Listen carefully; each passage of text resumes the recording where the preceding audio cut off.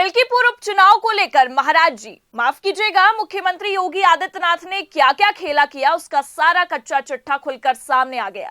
अयोध्या की हार से बौखलाई बीजेपी ने मिल्कीपुर में अपनी नाक बचाने के लिए शाम दाम दंड भेद सभी रणनीति को अपनाते हुए पूरी जोर आजमाइश के तहत मिल्कीपुर के इस उपचुनाव में अपनी नाक बचाने के लिए रणनीतियां चली।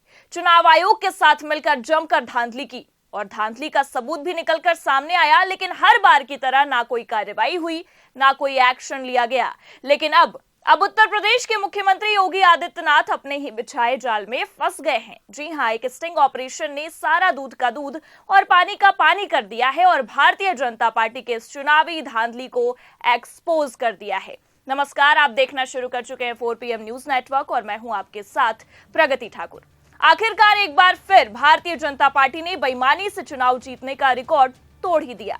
हरियाणा के बाद महाराष्ट्र और महाराष्ट्र के बाद दिल्ली और दिल्ली तक भी नहीं रुकेगी। इनका ये बेईमानी का कामकाज मिल्कीपुर उपचुनाव में भी बरकरार रहा और मिल्कीपुर उपचुनाव में बरकरार रहना लाजमी भी है, क्योंकि योगी बाबा की नाक का जो सवाल है, हिंदुत्व का एजेंडा लिए राम मंदिर का जय जयकार करने के बाद भी जो हार इन्हें अयोध्या ने दी, आज तक वो इसे पचा नहीं पाए हैं। बस यही हार का स्वाद एक बार फिर ना चखना पड़ जाए, इसके लिए भारतीय जनता पार्टी ने अपनी इस रणनीति के तहत जमकर मिल्कीपुर में धांधली की है। लेकिन अब इस धांधली का सारा कच्चा चिट्ठा खुलकर सामने आ गया है। एक स्टिंग ऑपरेशन ने सारे राज से पर्दा उठा दिया है। तो फिलहाल कैसे योगी आदित्यनाथ ने अपनी नाक को बचाने के लिए ऐसा खेल किया कि अब नाक के साथ साथ मुख्यमंत्री की कुर्सी भी हाथ से निकल गई, वो भी आपको बताएंगे। और तो और कैसे स्टिंग ऑपरेशन ने पूरी की पूरी भारतीय जनता पार्टी की लुटिया डुबो दी है, उस पर भी आएंगे। लेकिन उससे पहले एक छोटा सा ऑडियो क्लिप है, आप ध्यान से सुनिए। हाँ सर, बताइए। पार्टी ऑफिस से बोलता हूँ, लखनऊ से 236 के अधिकारी बोल रहे हैं ना, कौशलेन भाई साहब। जी। टारगेट पूरा हो गया भाई साहब? टारगेट जी 48 में थे या 30 में? नहीं, हम 36 में हैं। ओके, थैंक यू भाई साहब। जीवन भर आपका एहसान याद रहेगा। हमेशा है। महाराज जी के सम्मान का मामला है। ठीक भाई साहब? जी सर। तो ये जो ऑडियो आपने अभी सुना, ये ऑडियो खुद समाजवादी पार्टी अध्यक्ष और उत्तर प्रदेश के पूर्व मुख्यमंत्री अखिलेश यादव ने अपने सोशल मीडिया अकाउंट एक्स पर पोस्ट किया और साथ में ये भी लिखा है कि ये है पीठासीन अधिकारियों की सच्चाई का स्टिंग ऑपरेशन, जो सत्ताधारी के लिए फर्जी मतदान का टारगेट पूरा कर रहे हैं। इनके बूथों पर तुरंत चुनाव रद्द किया जाए और इन्हें प्रथम दृष्टया ऑडियो सबूतों के आधार पर निलंबित किया जाए और फिर उचित न्यायिक कार्रवाई के बाद बर्खास्त भी। अधिकारियों की चुनावी धांधली और हेराफेरी के ऐसे और भी वीडियो और ऑडियो आ रहे हैं। जब इनकी नौकरी जाएगी और समाज में बदनामी होगी, शायद तब इनका ईमान और जमीर जागेगा। सरकार इनका इस्तेमाल करके अपना हाथ झाड़ लेगी, तब ये जेलों में होंगे और अपने समाज, परिवार और बच्चों की नजर में अपमान की जिंदगी जिएंगे। हम उन सब ईमानदार और सच्चे अधिकारियों की प्रशंसा करते हैं जिन्होंने भाजपा पार्टी ऑफिस से दिए गए फर्जी मतदान के टारगेट को मानने से इनकार कर दिया है। सर्वोच्च न्यायालय और निर्वाचन आयोग लोकतंत्र के ऐसे दुश्मनों का तत्काल संज्ञान ले। और ये पोस्ट लिखते हुए साथ में अखिलेश यादव ने यूपी पुलिस और चुनाव आयोग को टैग भी किया है। लेकिन असल मुद्दा तो अब आया है।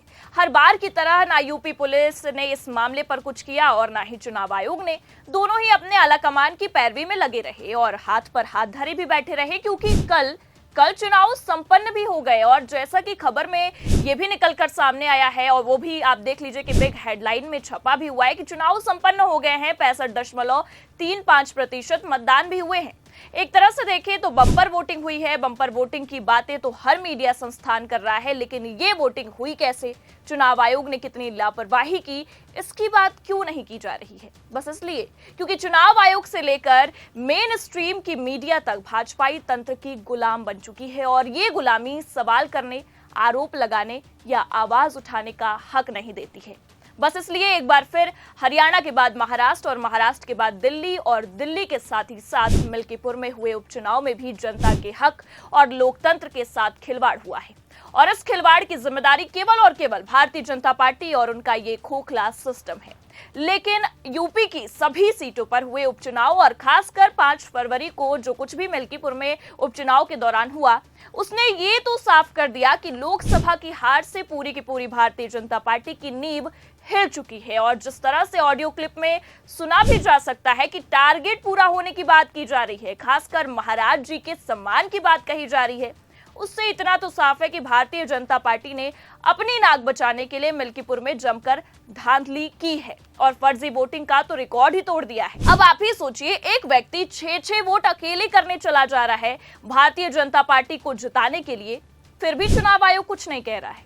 ये है हार का डर, क्योंकि जनता में इनकी लोकप्रियता कितनी बरकरार है ये अब अच्छी तरह से समझ चुके हैं। बस इसलिए लोकसभा में अयोध्या की हार से बौखलाई बीजेपी ने इस बार शाम दाम दंडभेद चारों ओर से रणनीति अपनाते हुए खेला किया है। लेकिन हरियाणा, महाराष्ट्र में तो नहीं, पर यूपी की अयोध्या की मिल्कीपुर सीट पर खेला करके बेचारी भारतीय जनता पार्टी और खासकर योगी आदित्यनाथ अब बुरा फंस गए हैं।